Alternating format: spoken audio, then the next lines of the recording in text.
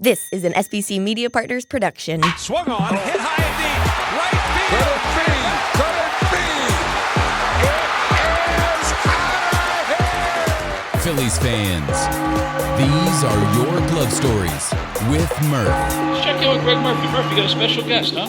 Hi, everyone, and welcome to another episode of Glove Stories with Murph, brought to you by the good folks at Bet Parks Casino and Sportsbook app, Shibe Vintage Sports, and Phillies Nation. We thank them for their support, and we are really excited to have, well, a very familiar face with us today here on the podcast as we welcome in my partner from the radio and a 2008 World Series champion here in Philadelphia. Chad Durbin is with us today. Chad, good to see you, my man. Thanks for being with us. Yeah, thanks for having me on. I know we've tried to do this about a month and a half ago, and life didn't allow for it. So yes, we experience that a lot. It's totally fun, but we are happy to have you here today. And I'm really, I get a chance to sit next to you and listen to you tell some stories about your playing days all the time, which is one of the best parts of my job, as I get to jump in and out of all of your guys' lives. But I think it's going to be fun for the listeners and viewers at home to hear some of them as well. And I'm going to take you down a little bit of a different route than I normally do here on Glove Stories, because, for Phillies fans, obviously, what happened in 2008 is something that we still talk about, something we still celebrate, something we still think about, and we will for as long as we're all still breathing. So let's start there, because you are in about the second third of your career at the time when you come to Philadelphia. You're an established major league reliever at that point. You had a really good season the year before with Detroit, and you arrive in Philadelphia, a team that you knew had a chance to win. What was your first thoughts when you joined the Phillies organization? I mean, are you instantly thinking in spring training, we got a chance to win something here? Well, I'll actually backpedal just a little bit, because I'd been around for a little while. I had a lot of players, a lot of buddies that some were fans of Philadelphia and playing there. Maybe in some lean years, there were some guys that weren't big fans so much. of Philadelphia, and they told me not to go. Don't go play there. Go play somewhere else. You've got enough of a resume right now to go play in a couple other spots. And some of these guys are big league managers. Some of these guys are big league general managers and assistant general managers. Some are players. And I just turned into my own kind of general manager for myself against even my agent's wishes. And it was like, no, we went into Philly with the Tigers, and maybe we won 3 out of 4. We were on fire at the time. And that Tigers team was good. Yeah. We won 89 games in 2007, coming off of a World Series in 06. So I got to look at it, though. I was like, there's some young talent on that team. The crowds were starting to become what they were in 8, 9, 10. I mean, 7 was electric too. Mm-hmm. But I remember Howie hitting the ball over, the third deck off Jeremy Bonderman, and just watching Jimmy play, watching Chase. It was like, ooh, that's a good team. And I fit a piece that wasn't really a great piece for them, which was maybe a fifth starter, maybe a guy in the bullpen that can come out and, throw some zeros up there. So anyway, the whole reason for ending up in Philadelphia was all my own doing. Very few advocates for go play in Philadelphia. And I loved every bit of it. So coming into it, just looking at the pieces on paper, but also seeing them live and in person, and coming into Philadelphia, it must have been a great time of year. I remember the weather being perfect, like everything lined up to be, a red carpet, come hither. And, right. From the time, though, I will say this, from the time that ink hit paper and I was a Philly coming in for my physical, I went to the Eagles complex there, and that's where we did our physicals for whatever reason. That's where the doctor was that day. So Jeff Jenkins and I, who actually had separate agents at the time, but we ended up with the same agent later on. He was sitting there, and Jeff is a phenomenal human being also. We actually did our press conference together somehow. I shouldn't have been in there. He should have, because of his career at that time. But we're sitting there and we're talking about coming here, and that we have a chance to win, not just win, but like win, go get it all. I remember everything for those first couple of days, sitting down in talking with Ruben, who was assistant GM at the time, about the makeup of everything, meeting Jimmy. Jimmy was talking about how old I was because I was 1 year older than him, I think, or a half year older in the front office. It was just a great job from top to bottom. Everybody, it was very professional. It's set up well for families. So anyway, long story short, it was a fantastic experience for me personally, and only validated the fight I had internally with getting information from other people saying, don't go play there.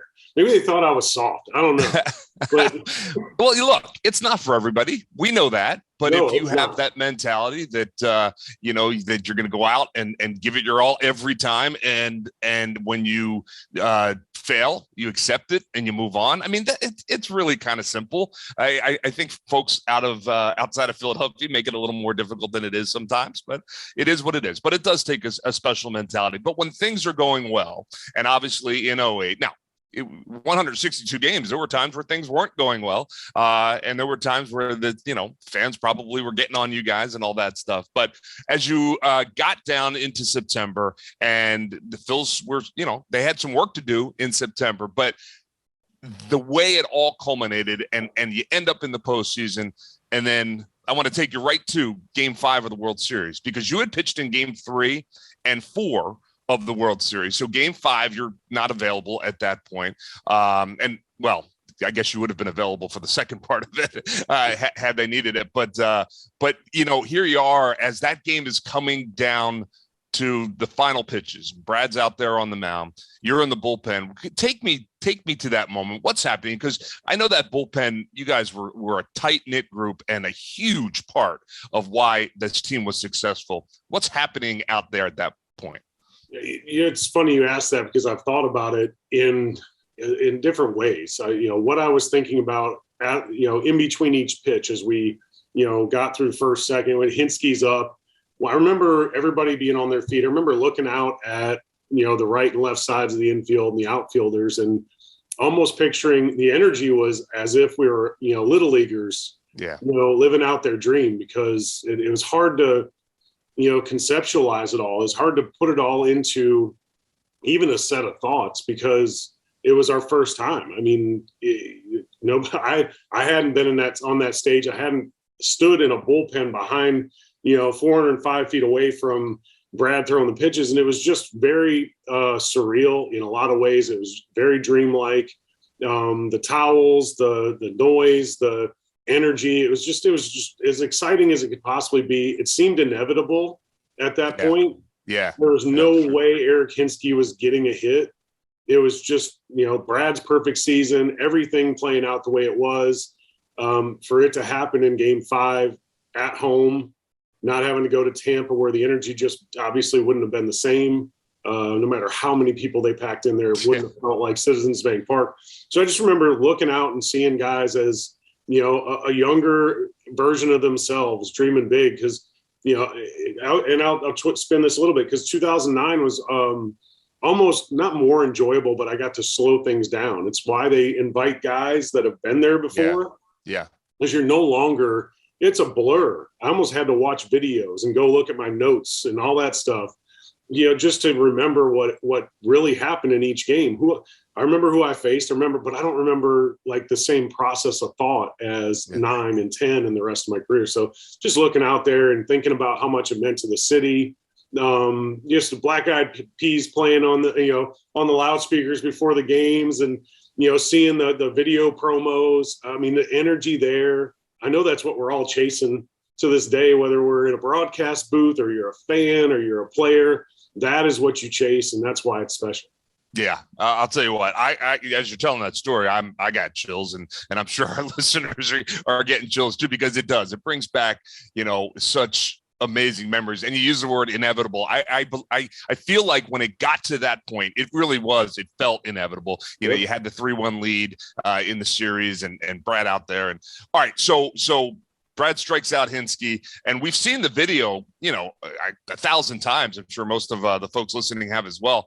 What do you remember? I mean, the sprinting from the bullpen, and did you get to the dog pile in time? I mean, you're pretty quick, so I would imagine you got there. Not in time to be in any of the photos or any of the. Well, that's kind of why I'm video. asking. Yeah. Well, so you don't want to move your spots. We're all superstitious. Yes. So nobody had moved a seat in the entire playoff or the stretch run. It was the same seat, same thoughts. You're not messing around with any of this. So until Eric Hinske flailed at that ball and didn't hit it, until strike 3 was called, and Brad goes to his knees. Like at that moment, I don't remember hitting stairs. I don't remember the gate being open. I'm sure one of our guys down there did it.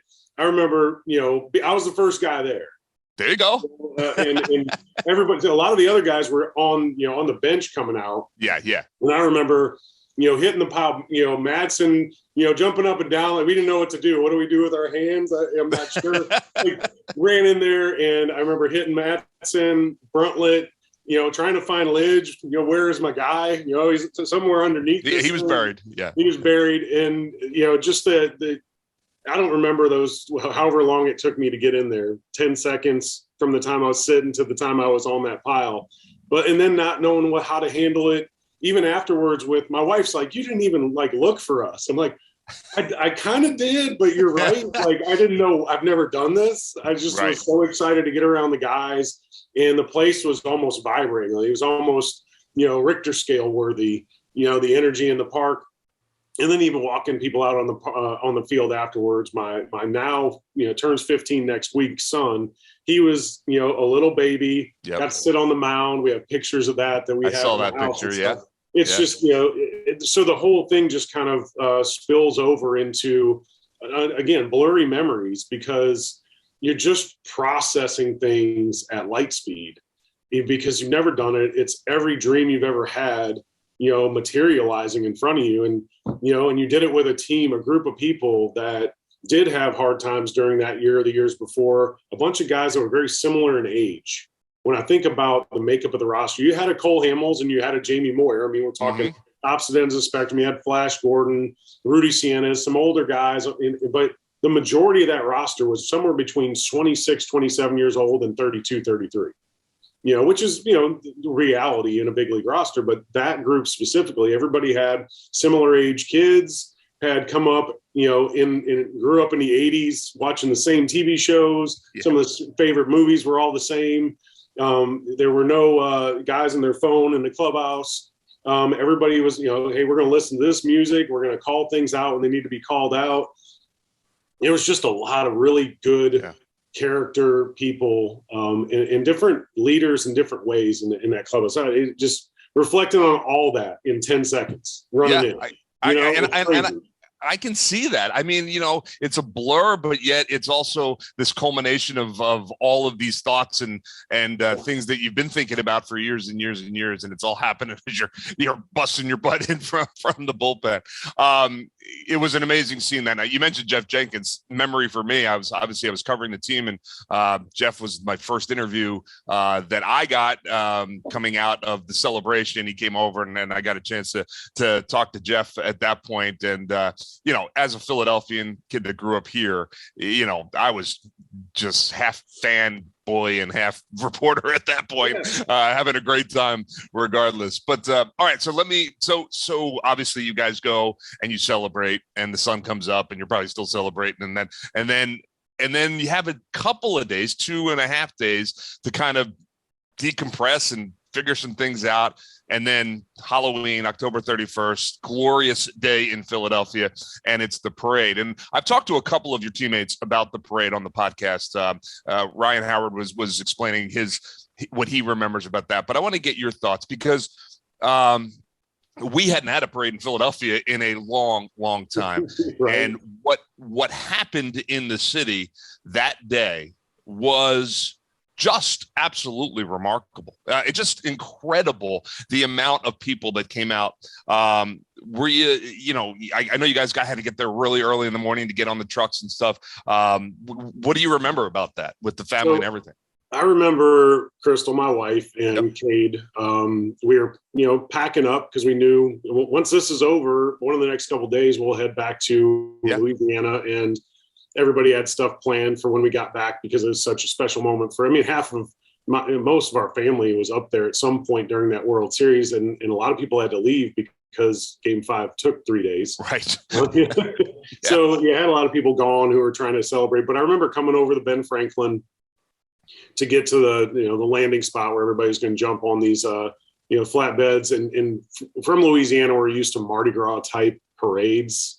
And I remember Chris was like, what are we going to throw at people? Like, are they going to do anything like that? Because that's what you do in Mardi Gras. Sure. You're throwing beads, you're throwing stuff like candy. that. Yeah. I don't think there's not bins of beads with Phillies 2008 champs on them thrown at people. It was quite the opposite once we got rolling, which I'll talk about. People were throwing beers at Brett Myers and Ryan Howard and all those guys on our flatbed. But we got established on the flatbeds. Everybody kind of figured out what trucks they were going to get on.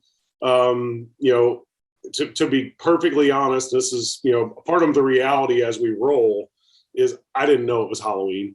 I had a little kid and I didn't know. I did not have a clue that it was Halloween until I saw numbers of people in Spider-Man outfits and all kind of like, what are they? That's pretty cool. They came to the parade dressed, and dressed up. Maybe they're Marvel fans. I don't know what's going on.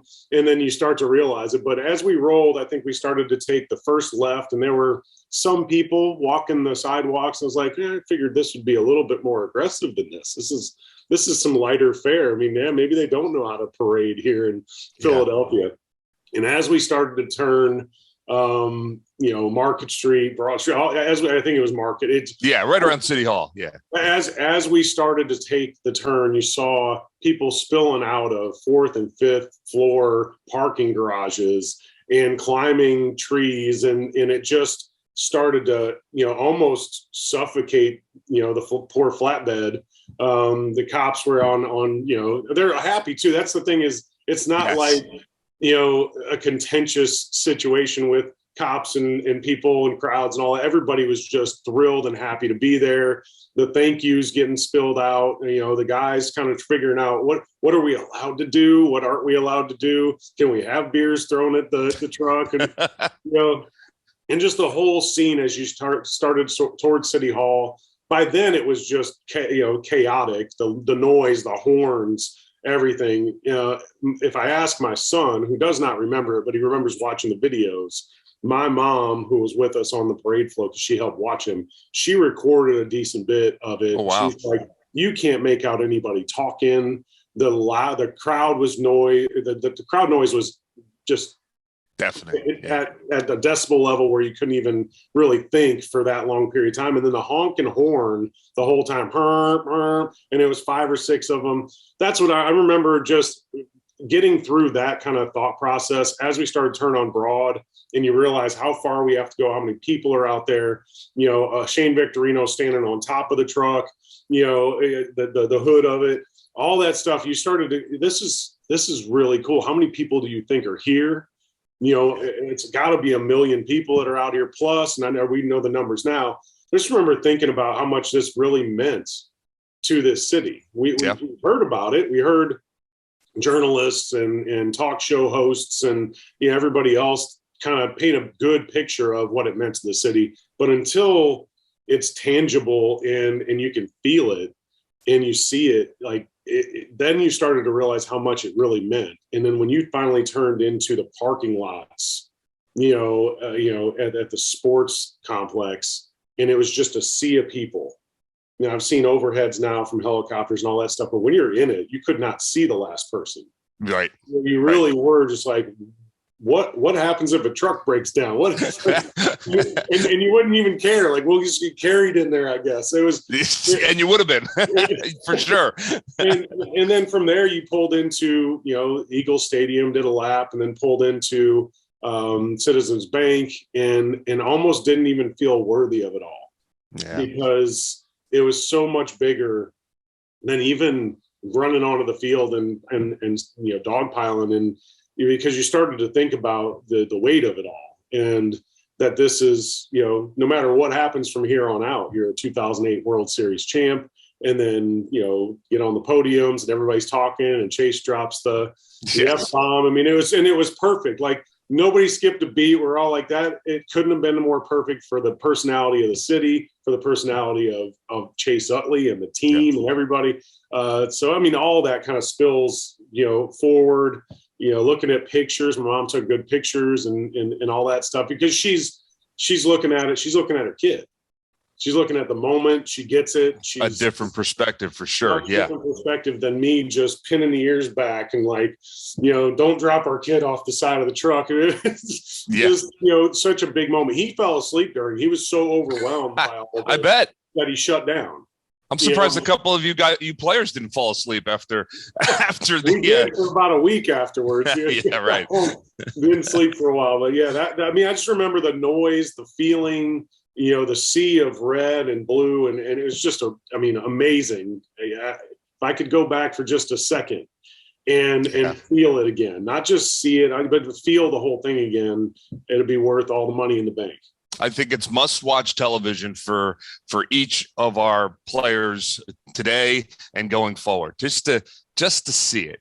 I know they want to do it on their own and have their moment, not relive yours and not relive 1980. But when you see what it's like, and we're not the only city, but Philadelphia certainly is one of the cities that when you win here, it's life-changing for so many guys because of the way this city will embrace you and take you and thank you for forever and ever and ever. So it's so cool to hear. All right, so then 2009, now you're back, you're defending champs, and the vibe is different for sure, but you still have a great team, and the bullpen becomes a little bit of, you guys were a little bit of rock stars that year. You were television reality TV stars, right? That was in 2009, and the show was called The Bullpen, right? Yeah. They kind of followed you guys around.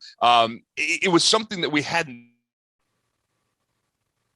brand new, and we got a chance to look at, learn your personalities, and there were some personalities out there in that bullpen. Tell me a little bit about that experience with the show. Well, for us, it was kind of a maybe we say yes, maybe we say no, because it's such a sacred place. Yeah. It's like letting somebody in your kitchen every night with a camera. It's like Bravo, Housewives, all that stuff.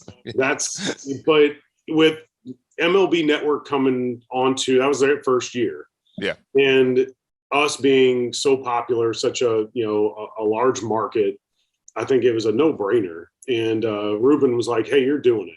Dave says we're doing it. We're doing it. We think it's great. Just figure it out." Like, okay. And they started during spring training, so you had guys getting cut, making teams, the storylines that were there. You had a lot of the bullpen that was being given an extra week or two to rest because we had pitched so deep into the season with the World Series. So remember getting used to Danny Field, who was the producer.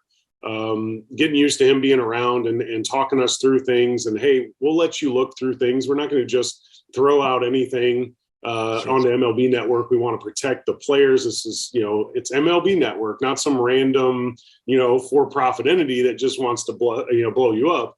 So we'll work with you. So we got very used to the cameras being around, and they'd set up certain scenarios, and some we would say no to.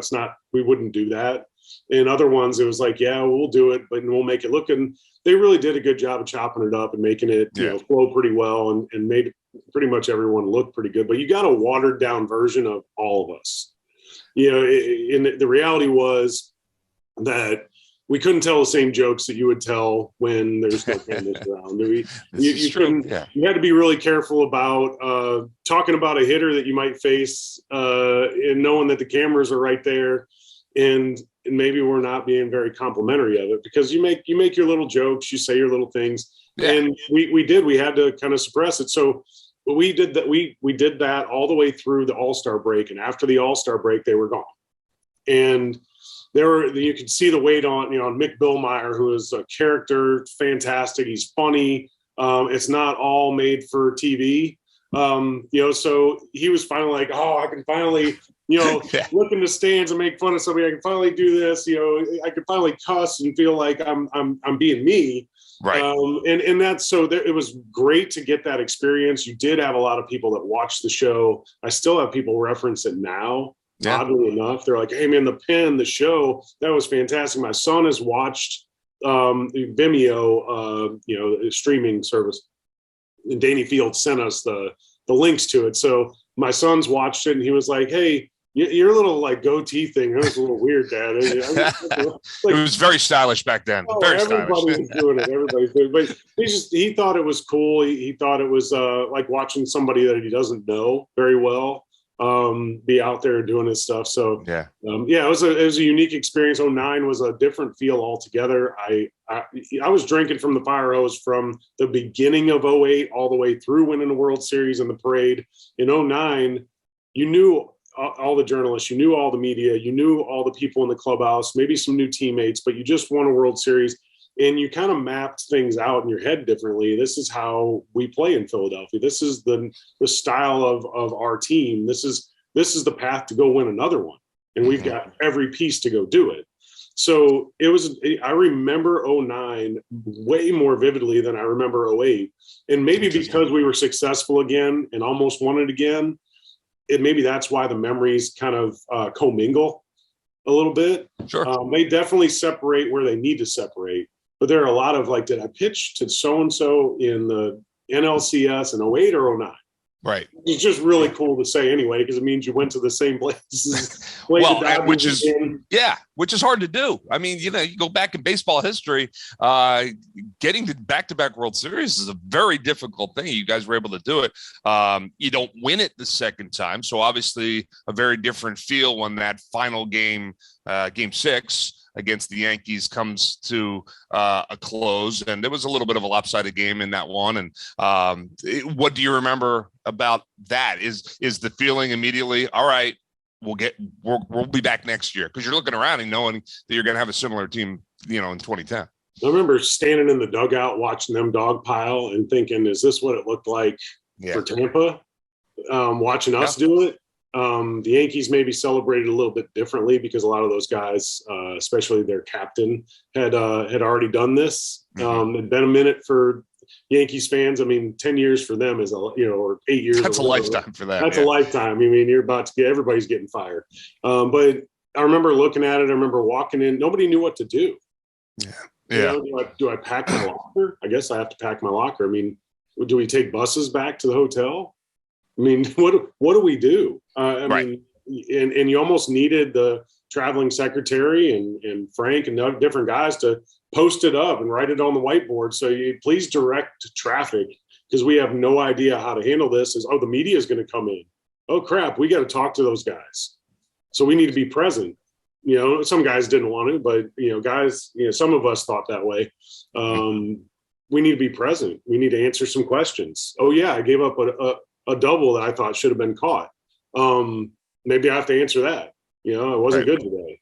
So a lot of that was, part of the whole thing. I remember wanting to be protective of Jay Happ. He's from the same small town I am in Illinois, which is just crazy. Our parents the dads played basketball against each other. The moms cheered together in high school. And two of those kids from, an 8,000 person township in rural Illinois played in the World Series back-to-back years and had some parts in it. And I remember, looking over at him and he's in his mid-20s and he's young and, he didn't have a good outing either. I remember wanting to be protective of him. I mean, just all those things come to mind. I hadn't thought about that in a long time, but I remember that was the feeling when I realized, this is what's going to happen. This is how it looks when you don't win. Right. Right. Very different. I did not get chills when you told that story. No, so there you go. It's a little different. And then we know, obviously, the continued success over the next couple of years. But that was really cool because I love hearing the perspective of you guys in that time. As I said, to start it off, such a special time in our city. If you're a sports fan, and to hear it from you guys is always awesome. But let me take you back now because you were a third round pick coming out of high school. And at that time, you guys had your family had moved to Louisiana. At that point, you went to high school in Louisiana, and you were always pretty much on the radar, were you not? I mean, you were a hard thrower as a young kid, and obviously you can't project yourself in the big leagues, but you were a guy that people were saying, keep an eye on. I'm right about that, right? Yeah, I was always a really good baseball player. I always threw well on the mound. I was reliable, but I was a better shortstop than I was a pitcher. And our high school had some pretty darn good athletes. So for me, a lot of times I would jog in to throw the 6th or 7th inning of a game and close it out.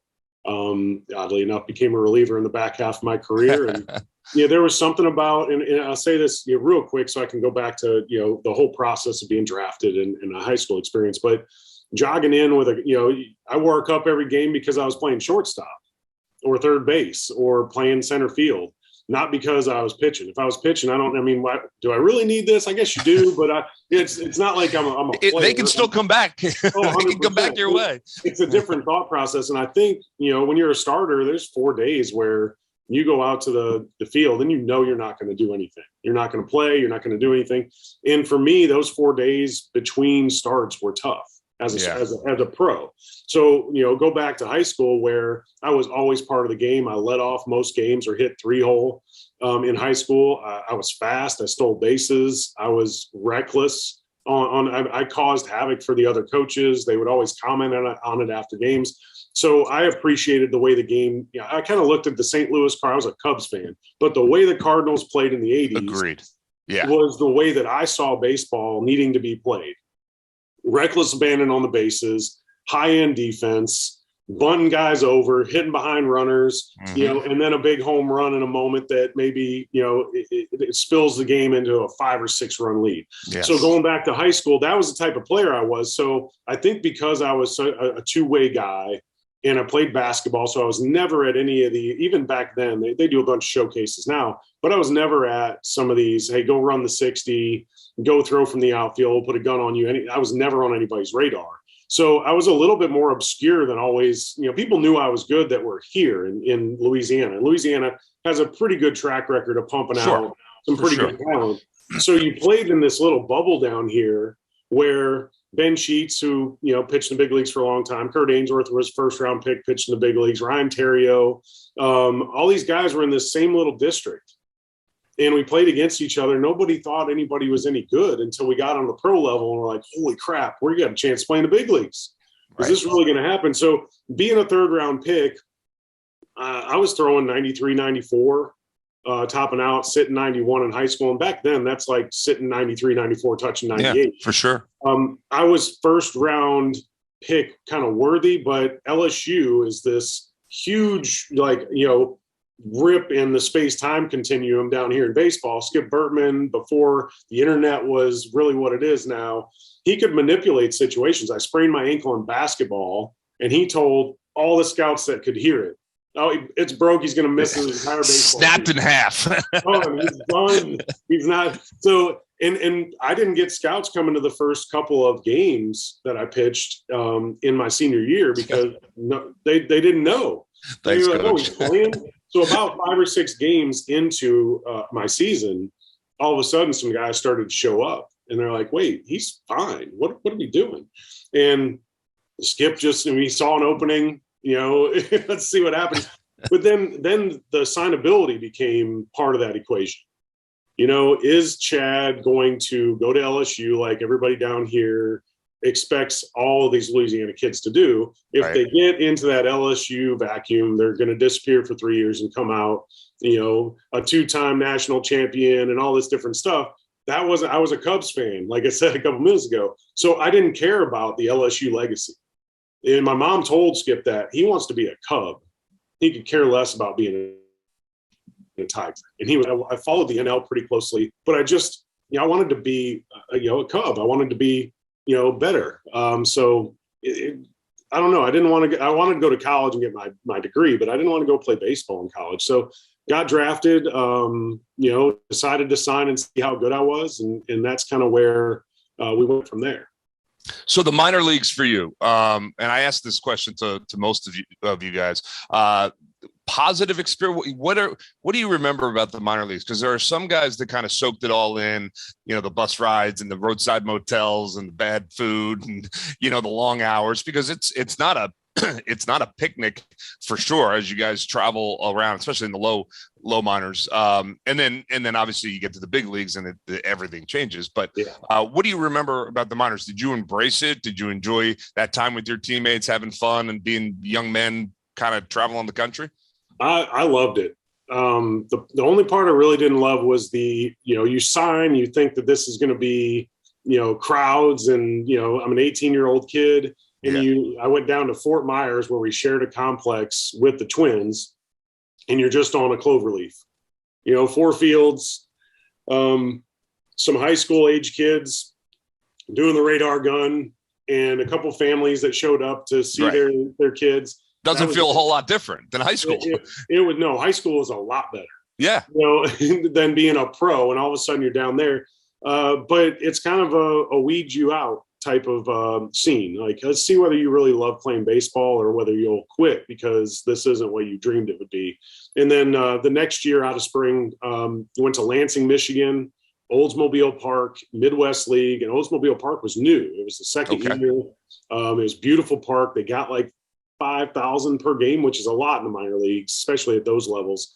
And the Midwest League was really close to home. We talked about being from Illinois, Peoria, Rockford, Cedar Rapids on the other side in Iowa, and in Quad Cities, and Kane County, where Scott Fransky, started his radio career, the Kane County Cougars. And we ended up winning the Midwest League. I remember those bus trips being the coolest thing just watching the sun come up, looking out a bus window around a bunch of 22, 23-year-old guys that had been at colleges that I watched play. I don't know. It was, for me, that was special. Played in Wilmington, Delaware the next year. We won it again that year. We went to Wichita the next year and won it that. We won back-to-back titles as a minor league crew. I was around a bunch of good guys, had a good time. I loved the grind of the day-to-day. I didn't know it was a grind because I was happy to do it. But looking back, that's kind of where I started to sharpen the tools to be able to, continue along that way. I love the idea of getting to spring training in late January and starting to get there early and go through my process. I didn't know I was creating a systematic approach to all this, but that's what I was doing. But it was mine to do. I didn't get, people telling me how to do it. I love I love the bus trips. I love picking the brains of the older coaches that I'd meet along the way, whether it was on my side or the other side.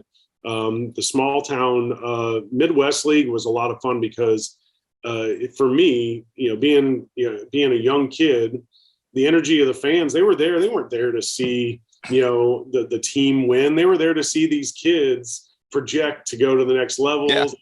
And future Royals, watch a dizzy bat race and get $1 beer and have some fun watching some kids play baseball that might project. And that's the fun of sitting in the stands. Oh, I think that guy right there might play in the big league someday. Well, he's got 7 steps to get there. I don't know how it's going to go, but I truly did love being a minor leaguer in an odd way. It didn't even occur to me that I could get to the big leagues in 3 years, and I did. Yes. But it didn't occur to me that could happen. I was just enjoying the heck out of being in Wichita, Kansas, and Wilmington, Delaware, and in Lansing, Michigan. It was which is probably why it happened in 3 years, because you were just allowing it to happen the way it was supposed to happen instead of just obsessing over the idea of trying to get to the big leagues. I think no doubt. Probably helped you in this game of baseball. You can't obsess where it's gonna eat you up and spit you out. So no doubt. And I find it funny because some of the abilities that I see in kids because we have a high school program down here in Louisiana, and I see talented kids, but it's really the ability to focus on the moment you're in right now that projects for me. If all the talent's kind of the same, Chase Utley's ability to focus was next level. And Jimmy Rollins, who doesn't get a whole lot of credit for it, had his own process. And sometimes it wasn't palatable to other people, but he had the ability to focus for a decade plus and with the same type of energy. And it's that ability to focus like that I think really separates the average players from the above average players. Yeah, I think you're right. because it's one thing to be able to focus for a season, even two, half a season, a homestand, but the great players have that ability. And we obviously Chase is a perfect example of that. I mean, I think even the fans could see that, but covering Jimmy and watching Jimmy and the way he went about his business, another perfect example. And there were a lot of guys on that team. Oh yeah, we could name. And there are a lot of guys in the big leagues like that, because you don't get there unless you have a lot of that in you, for sure. And it's the ability not to get comfortable once you start to get paid either. Like, can you appear with the same type of energy that you had when you weren't getting $250,000 every 2 weeks? It changes people, and it's just, it is what it is. It's a good thing. I hope everybody gets paid. I hope everybody in every line of work gets overpaid, rather than absolutely, so, that to me is some of the reflections I have. I had that ability to put my head down and not care what everybody was thinking or talking about. Maybe that was got to be one of the reasons that Philadelphia was, a good thing for me. Yes. I knew it was there, but it was the same voice. The same guy booing me from the third deck was the same voice I have in my head. When I go 2-0 on the 8-hole. Like, you're booing yourself. Doing?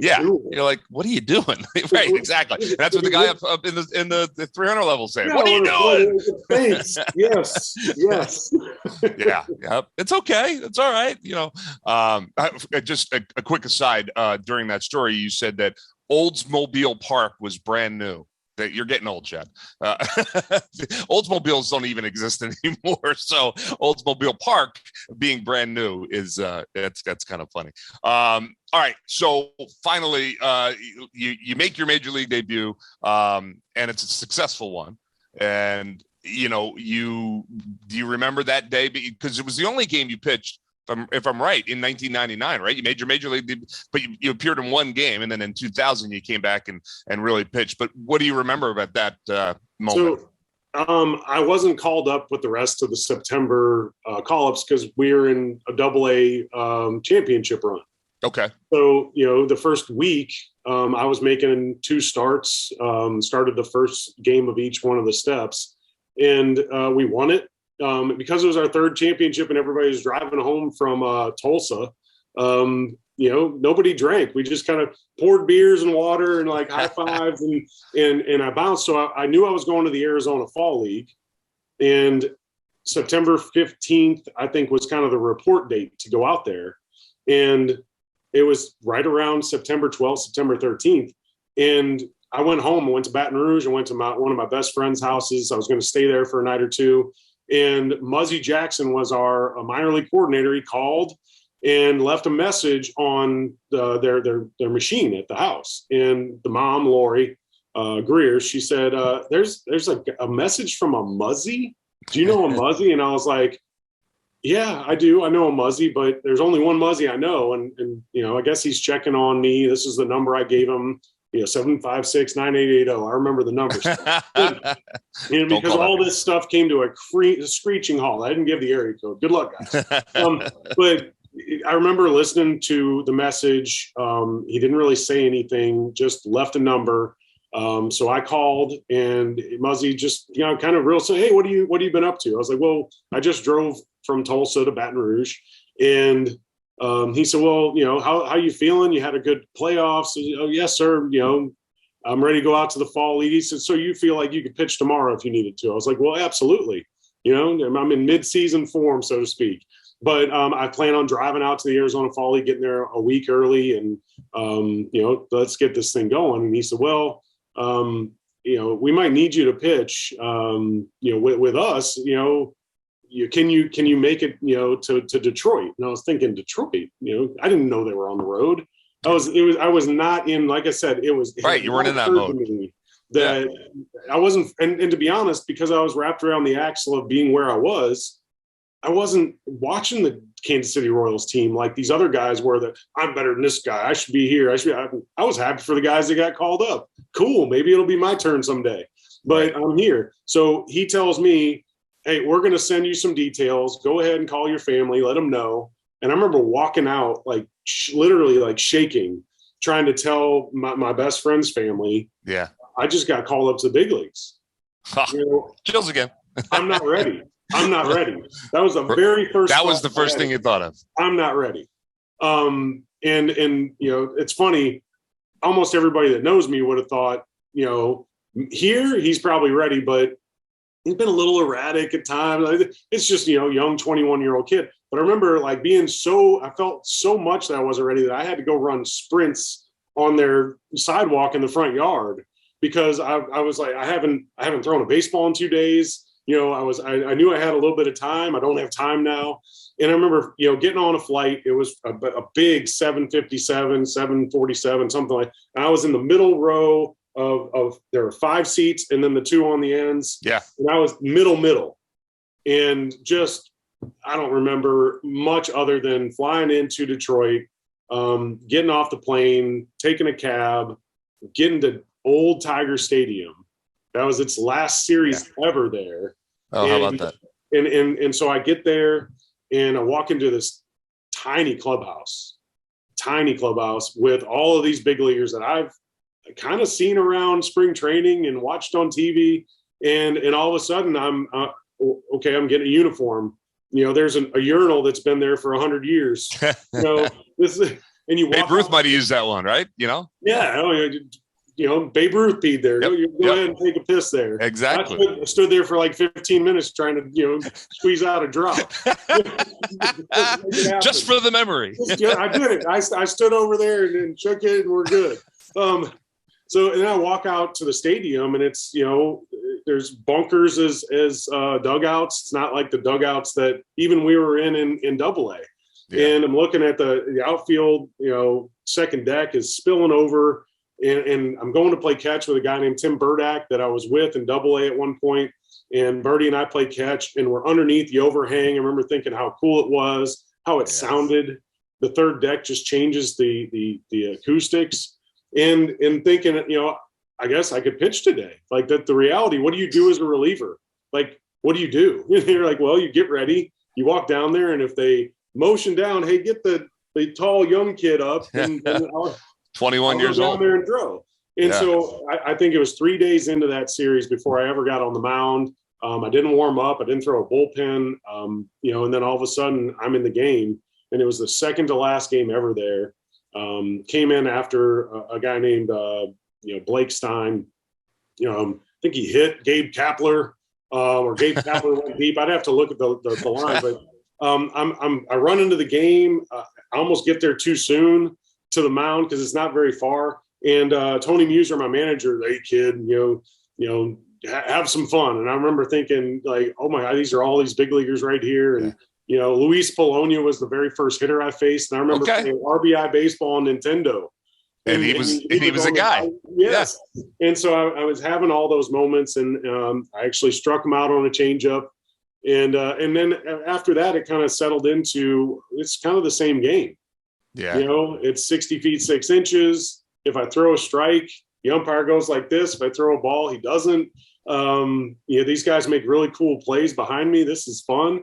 And, you know, so that whole experience was very, I don't know, it was very comfortable for whatever reason. It was a packed, Old Tiger Stadium didn't get packed much anymore in those days, but it was full. Like my parents, because it was ending. Yeah. My parents who went there to watch the games, they got to sit next to Ty Cobb's family, Mickey Mantle's family. Like how cool's that? They're just in a family section. And my mom and dad they were like, that's not a normal family section. Like we're talking about legacies were there. Wow. And watching this and it was so, you know, I was such a small part of that moment for the scope of it. But for me, it was the biggest moment of my life to that point. Yeah. And it's just weird to get that juxtaposition in, you know, the way people viewed it, but went well. It was about as cool an experience as I could have ever imagined. It exceeded the expectations in so many ways. And then we went back to Kansas City after the next game and we played the Cleveland Indians and they were loaded that year. And I was going to get Cleveland and then Detroit to finish season. They told me I'm going to start the last game of the season. And I was so excited because it was my chance to maybe show them that I could make this team the next year. Right. And forecasts for some rain. I don't know if a drop came down, but it was the Tigers who were in second to last place, and Kansas City was in last place, and they banged the last game, and I was the only person in the stadium upset that we were playing.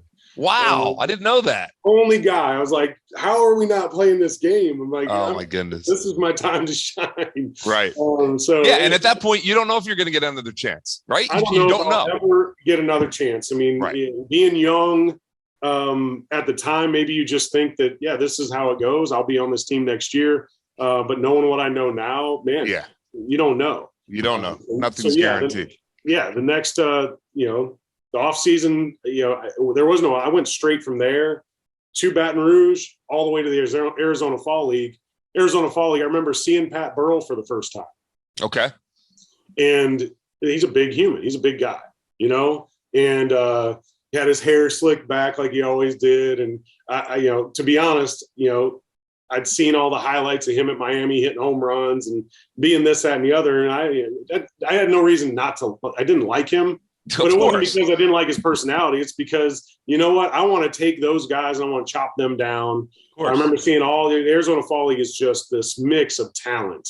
20, 21, 22-year-old kids that have a chance to be big leaguers now or already have. And I went out there and I led the league in ERA and pitched as well as I could. Then went into spring training the next year, and it was Pedro, Roger Clemens, and me. 1, 2, 3 in ERA in spring training. And I made the team out of spring in 2000. And I was going as good as I could possibly go.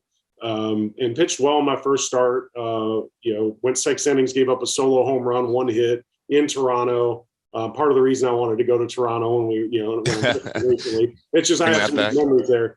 I don't know. It just kind of spilled over. And then I had a pitching coach that, wanted to make me better. And he's been around for a long time, Brent Strom. But we were tinkering with a bunch of different things in my first couple starts in the big leagues. These are like off-season moves that you would make with a pitcher. And I just, I ended up not throwing well. Threw well for 3 or 4 starts. Yankee Stadium, faced that lineup. Faced Albert Bell and Cal Ripken in Baltimore. Cleveland, pitched well. And then all of a sudden the wheels came off and I didn't know how to get it back on. So, baseball. It's baseball, yes. That experience there kind of bled into 2001, and I had a good year. 9/11 happened. Life changed. Tommy John and Tommy John. Yep. Mm-hmm. So anyway, I'm speeding through timeline. Yeah, no, it's okay. But that's the thing. I mean, parts of 14 seasons in the big leagues and 6 different organizations. But when you think back to all that you were able to accomplish, you were starting pitcher in the league, a reliever in the league, but you started at such a young age. It's really, it's remarkable for fans, I think, to look back and look at the numbers and see the progression. And, it wasn't always great. There were times where you went back down to the minor leagues, and I'm sure the minor leagues, the second time and the third time, not as fun as the first time, right? Because you kind of know what you're missing. But you were able to kind of persevere and get back. And, the way we started the podcast, I don't want to put words in your mouth, but I would imagine that was one of the pinnacles of your career when it all, culminates in a world championship in 2008. Well, and you talked about the minor leagues. It was the ability. There's this story right here is kind of, it's a tip of the hat to my wife, who was my fiance in 2005. Yes. I was playing in New Orleans, driving from Baton Rouge to New Orleans every day and it's 55 minutes from where I live to the stadium. Rode with a couple other guys from Baton Rouge. I think guys were at the end of their careers. I thought maybe I was towards the end of my career. I mean, heck, I was 28 years old. I was not. Right. But at the time, you're kind of thinking, if I don't get back to the big leagues, what do you do? Right. So I'm a Zephyr, a New Orleans Zephyr. I'm in the Washington National system, and they weren't good in 2005. So if I pitch well enough, I've got big league experience, maybe they'll call me up. Well, that was not the design of how they wanted to do things. They were going to develop their young talent, and we were just filling space, down there. And I kept coming home every time I came home, 11 o'clock at night. I would say to Crystal, this is miserable. They're not giving me chances. Woe is me. I'm a victim, like all that different stuff. And I hate the victim mentality. And she finally, after about it was probably longer than I remember, but after about 4 or 5 of those types of nights, she said, "Hey, are you going to cry about this for the rest of your life, or wake up tomorrow and do something?" But I'm sure she was tired of hearing somebody who's very capable complain every time about playing the game you love. Right. And so I remember sitting, I called both the guys the next morning about 11 o'clock. I said, "Hey, I'm driving myself down there the rest of the year. I'm not riding with 2 guys that are miserable too. I'm going to get there and be the first guy at the park. I'm going to be the last guy to leave. It means that my times are going to change as far as getting home. I would rush home to maybe catch her before she went to sleep. Well, nope. This is the way I'm going to do it." And I did. I had a good rest of the year. Ended up in the offseason signing with the Tigers. Knew I wasn't going to have a chance to make a team out of spring, but I was going to embrace this as maybe my last run ever. But I'm going to be the first guy in spring training there, last guy to leave every single day. I'm going to do the same thing wherever the heck I end up, whether it's Japan, Korea, or Toledo. Mm-hmm. And I went to Toledo and played for the Mud Hens, and I embraced the minor league experience again. And that's a great ballpark and a great fan base. You wouldn't think it. You hear Toledo and you're like, "Whoa, okay, you did some time." Yeah, legendary franchise, though. It was phenomenal. It was from the ownership to Larry Parrish and the guys coaching, but we embraced it. And that we won another championship that year, 06. Yeah, I won almost everywhere I went, oddly enough. Whether it was just odd timing or me being a piece that added value, but I did. We won almost everywhere I went. And in 06, we had, I think I threw 199 and 2/3 innings in 5 months. Wow. And we changed. This is something, and I wish all minor league or college guys could hear this part of this, but I was pitching well. I had like a 2.1 ERA. I was like 4-1. About a month and a half in, and my pitching coach came up, Todd Jones, not Todd Jones, Jonesy's what I call him. I'll remember it in a second, but he slapped some other guys got called up, and I didn't flinch. I'm not here for that. I can't control that. But he slapped my report down, said, "Here's your scouting report. You still throw a 4-seam, a curveball, and a changeup, and they're good enough to get everybody here out. But the guys upstairs in Detroit, Dave Dombrowski, mm-hmm. they don't see you as adding value to the big league roster, because if you go there, your numbers are going to be the same as they were in the past. So something's got to change. What are you going to do?" And I'm like, "Well, what do you think?" He's like, maybe a slider, maybe trying to run a 2-seam in there. I was like, I've tried a 2-seam before. It doesn't work. And Colby Lewis, who played in the big leagues for a while, and Zach Miner, who played in the big leagues for a little while, we had to play pepper with our pants up. It was miserable in the minor leagues that way. I didn't like wearing my pants up, but we had to play pepper. So you're throwing the ball, guy hits it back to you. Mm-hmm. Well, you get bored, you start throwing cutters. Yep. You start throwing sinkers. You start messing with them. And he saw me throwing a cutter. He's like, "Hey," I pitched the day before, sore as heck. I'd thrown 110 pitches. He's like, "Get on the mound. I want you to throw a couple of those cutters." I was like, I don't feel like I should get back. So I want you to throw a couple. So a catcher named Maxim St. Pierre catches about 7 or 8 cutters, and they're all black, just off, just throwing strikes. And he said, "You got 15 of those your next start. We'll throw them tomorrow in your bullpen, but I think it's something you can incorporate." Wow. It was fun to have a new toy. So I went out there, and that's what so I throw the cutter. I get like 6 easy outs on, pop up to first or ground ball back to me. It's effective. And so we do that for 2 starts. And then the next start, he slaps the scouting report down. He's like, "Look, the report just changed. This is one of our scouts. Hey, Durbin's incorporating, an 88 to 90 mile an hour cutter to complement these other pitches." He said, "I think I can add something more. Have you ever tried this 1-seam sinker grip?" I said, "No, man, I've just never been able to throw a 2-seamer. I manipulate it. I can't do it." He said, "Well, try this out. Middle finger dominance." And I ripped through it, and it's all of a sudden, wow, it's just taken off. He said, 15 of those next start, mandatory. Okay. I go out and I throw like a 78 pitch, 8-inning game. And they had a big league guy on rehab, so he had to throw the 9th. But I came in, and I'm talking, he's got his hands out like this, gives me a big hug, and he said, "You're going to get to the big leagues and you're never going to come back. It's going to happen." That's amazing. But the Detroit Tigers that year, they went and lost the World Series. They were good. They had no room for guys like me. So, I literally threw 199 and 2/3 innings. In the back half of the season was 8-pitch innings. I would go, it was 7, 8, 9 inning game every time, weak contact, low pitches per inning. And it was so much fun to go play ball like that. I don't think any of that it happens without my wife telling me to stop crybabying. Yep. Absolutely. You're playing the game you love. I embraced it. I was okay with someone trying to change me a little bit rather than being stubborn and saying no. And it all just spilled into being a Tiger the next year, being a Philly in 08. Yeah. And the arsenal that I went out there with, the latter part of my career was a product of being open-minded in Toledo that year with a really good staff. So and that is the message that you want those young players to hear, because you need sometimes to, especially in this game, you need to adapt and make changes, and you were able to do that. On behalf of all the fans in Philadelphia, thank you, Crystal, for getting his act together. We certainly appreciate it. Yeah, you know what? Sometimes you need a swift kick in the butt. She didn't need to hear that. No.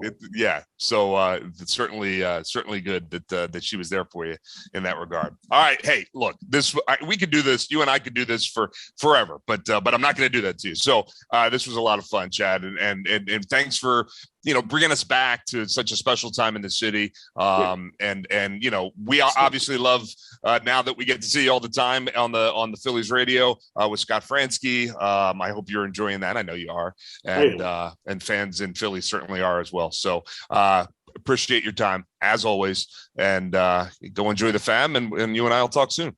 Murph, thanks. I'll see you for Alumni Week. All right. Sounds good. We'll see you in a couple of weeks. Let's take a quick break here on Glove Stories with Murph, but we'll be back with Larry Bowa and Charlie Manuel. They're coming up right after this. The all-new BetParks Casino and Sportsbook app is here for both Pennsylvania and New Jersey. Get in on all the action, whether it's baseball, the basketball and hockey playoffs, golf, all your favorite sports. Download the all-new BetParks Casino and Sportsbook app and make your first bet risk-free up to $750. Bet more than the score. Bet on individual player performances for hits, home runs, and strikeouts. Bet innings, first team to score, and more. BetParks is the only sportsbook and casino app that I recommend. The BetParks Casino and Sportsbook app, where odds, bets, slots, and games all come together in perfect harmony right in your pocket. Sportsbook and all your favorite casino games for real money, all in one amazing app. Live in-game betting lets you bet while you watch the game. Download right now in the App Store, Google Play Store, or at betparks.com and use my promo code Murph. BetParks is also an official proud betting operator of the PGA Tour. The all-new BetParks Casino and Sportsbook app. You must be 21 and in Pennsylvania or New Jersey. Gambling problem? Call 1-800-GAMBLER. Welcome to This Week in Philly Baseball History, presented by Shibe Vintage Sports. This week in 2015, Cole Hamels threw a no-hitter in his final start with Philadelphia. The left-hander struck out 13 Chicago hitters in a 5-0 win at Wrigley Field. Hamels, Terry Mulholland, and Johnny Lush are the only Philadelphia left-handers to throw a no-hitter. Celebrate more Philly sports history with clothing from Shibe Vintage Sports, where there's a story in every stitch.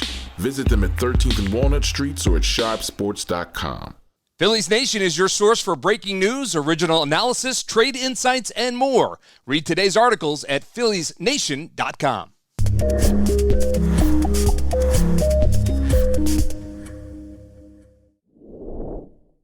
And welcome back to Glove Stories with Murph, brought to you by BetParks Casino and Sportsbook app, Shibe Vintage Sports, and the great folks at Phillies Nation as well. And it's that time on the program where we welcome in two of our Wall of Famers, two of the best to ever wear the Phillies uniforms, Charlie Manuel, Larry Bowa, joining us here as they do each and every week. Thanks for being with us, guys. And as we like to do each and every week with you, I'm going to throw out a big topic, and I want you guys to kind of give me your memories and your thoughts in relation to that topic. So we're going to start with the All-Star game and the All-Star festivities. Larry, 5-time All-Star as a player. Charlie, a 2-time All-Star manager in Major League Baseball. You both experienced the pageantry and the excitement of what it means to be a Major League All-Star. Larry, I'll start with you. What is your best memory of the All-Star game, the first time you arrived as an All-Star? Well, obviously, the game was a lot different played back then. It meant something. I mean, I don't mean just who had the best record. You had the presidents of both leagues come in and give pep talks to the American League and the National League. And I'm sure when Charlie managed it, it was the same then. It's just changed recently. But I remember 74, it was in Pittsburgh, and last night I did a little research on the very first one. Because, when you watch television and you're not in the big leagues and you watch these all-star games, you go, wow, look at these guys. And I looked at that 74 game on the other side. Yaz, Brooks Robinson, Frank Robinson, Gaylord Perry, Rollie Fingers, Reggie Jackson. I mean, these guys are all Hall of Fame players. And I'm sitting in my locker and I'm looking at our side and we got Hank Aaron, Lou Brock, Tony Perez, Joe Morgan, Johnny Bench, Pete Rose. And, you're sitting there saying, what am I doing here? I mean, you don't want to say anything, but you want to absorb everything that they're talking about, because just sitting and listening to those guys talk baseball is something I will never, ever, ever forget. But again, it meant something. And you got to see a couple of clips of Pete Rose knocking down Joe Fosse at home plate. The game meant something. I don't mean just a win and loss. The guys wanted to win more than anything. And so I think that part of the game has changed a little bit. I like what's going on now, but it's a lot different. Yeah, I would say part of the reason it has changed is because back then, and as recently as, in the late 2000s, it really was the only game in town. There was that trivia question, what's the only day where professional sports is not played? And that was the day before the All-Star game and the day after. That's no longer the case.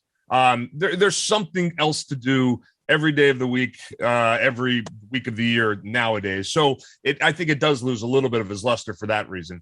But still, a great honor to be there and to be named. Charlie, as a manager, obviously, ahead of time after making it to the World Series in 2000, you're going to have the opportunity to manage the All-Star game. What do you remember most about that honor? And how did you approach it as the manager of the team? Well, yeah, we won. When I always thought about players always get overlooked at times. That's all of them cannot go to all the great players cannot go to the All-Star game all the time, and that. I wanted to make sure that we got the right players, the right deserving players there, and I just so happened to think that on my team I had quite a few of them, and and I wanted to take my guys, and most managers are like that. And as far as the All-Star games go, the first All-Star game I went to was 202, and that was really exciting because that's the one that ended in a tie. And they were getting up, and actually the fans and everything were throwing things on the field, and they were getting on Bud Selig. He was screaming and hollering. And I also remember Warren Spahn. He was the guy that first came out and went around, and they took him around in a convertible and things like that. And I remember talking to him a little bit, and in the game, as far as the game goes, I also saw the pitch that Minnesota Troy Hunter made on Bonds' ball that he hit over the fence. He actually caught it and brought it back in. It was one of the better catches I've seen in baseball, really. I mean, it could rank right up there with some of them. Yeah. So the game was real exciting, and everything about it was good. But I think that the way that game ended, that was, that's very memorable. Now, the ones that I actually managed, the first one was kind of an experience to me because I didn't really, we had people on the field. I was kind of upset because we had all these people on the field. We didn't have time to hit and all the things, and was trying to get them off the field on the practice day and things. And then finally, when the game started, it seemed like it took forever for the night to pass and get out on the field to play the game. And it was a heck of a game. And the American League won on a sacrifice fly, and our pitching, we took our pitching. Rich Doobie and I went over the pitching, and we decided to pitch the starting pitchers 1 inning at a time and things like that, to try to get people into the game. Sure. And the first game, actually, I can't remember as much as I can the second one. but also too, the 202 I remember most of all because after the game and the next day I got fired. When I went to Cleveland, like I had a different opinion with Mark Spire when I got fired. Now I got that out of the way. We'll get on to that one that we won. We won the one we won was in 2010, and we broke a 13-game losing streak. Right. And that was to me like that. I remember a whole lot about that game. That's when Stan Musial drove around the field, and when he got to home plate, he got out of the car and handed President Obama the ball, and President Obama threw the first pitch of the game. I remember that. But then, as far as the game goes, about in the middle of the game, I made a move and I pinch hit to McCann for Molino, and they brought in our lefty to face McCann after I did that, and we had the guy on second base, I think, and McCann got a big hit, knocked in a run, and I think that ended up being one of the biggest runs in the game. And I'm also in that series on the All-Star team. If you go back and look, I chose at the end of the game, I wanted defense on the field, and I got criticized for it and things like that. But at the same time, too, I had some young guys who were having good years. Everybody on there was having good seasons. And we ended the game with a good defense, and we needed it because in the last 2 innings of the game, our outfield made some good plays. And so you managed to win the game. You managed like you would manage a game. Game 162. I love that. You know what, Murph? I think that one of the big differences too back when we played is you didn't play the American League, right? At all. There was no interleague. So this first time, basically, except for the World Series, then that's when you see the American League. Yeah, so that was a big difference there too. But and the other rule that, well, it didn't come into play this past All-Star, but they have that saying, make sure everybody plays. That didn't exist back then. They played the lineup, and if you happened to be an extra guy and you got in, that was great. But if you were the extra guy and you didn't get in, you were just as happy just being there. And then that was, I think, the biggest difference. Yeah, hey, Murph, the only guy that did not – the game we won, if I'm not mistaken, the only guy that did not get in the game was Hunter Pence. Okay. And he was upset. I can see that. We'll get over it. Hey, you said I'm trying to win this game, Hunter. If I need you, I'll let you know. It's to me, Larry. Do you remember? Again, I guess probably the first time you got word that you were going to be an All-Star. Do you remember that moment? Do you remember that feeling that you didn't go to a couple, but yeah, we were on a road trip and Larry Shank, he traveled with us, and I remember getting a call in the hotel. He says, "Hey, don't make any plans for the All-Star game. You're going to Pittsburgh." And I went, "What?" And he said, "You got voted in to go, and wow. The manager picked you." And I look back at that. I guess the one thing that stands out in my mind out of all the All-Star, the 5, is 76. Playing in Philly, we had 5 guys, I think, and that ovation was unbelievable. I didn't start that game, but I got in that game. But that atmosphere was electric, and that one stands out in my mind. And the last one, probably the one in Seattle, when Dave Parker threw out, I'm trying to think of the runner at home plate, he threw a laser from right field to Gary Carter.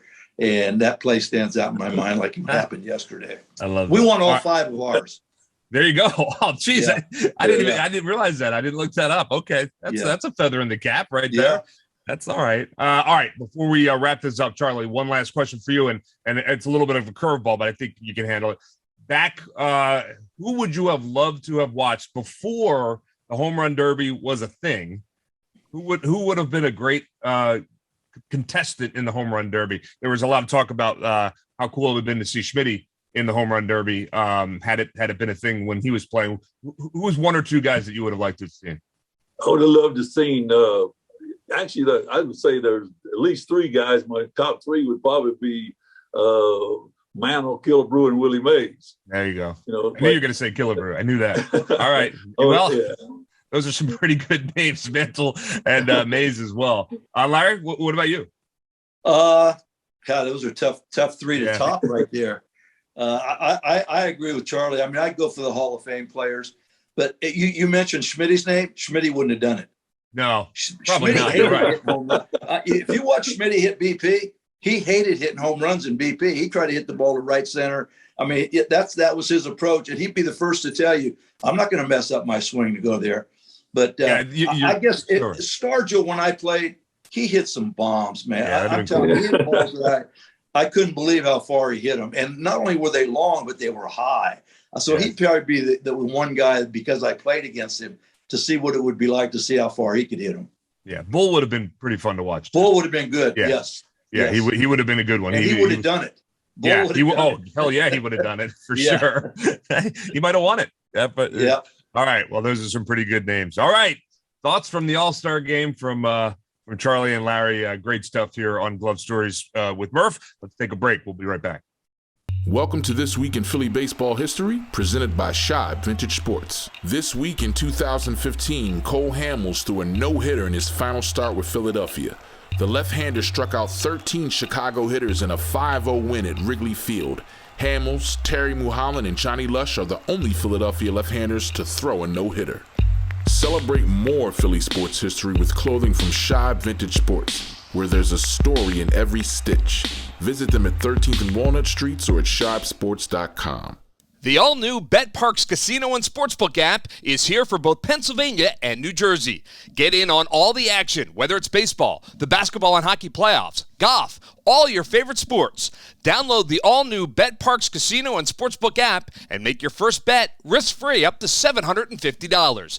Bet more than the score. Bet on individual player performances for hits, home runs, and strikeouts. Bet innings, first team to score, and more. BetParx is the only sportsbook and casino app that I recommend.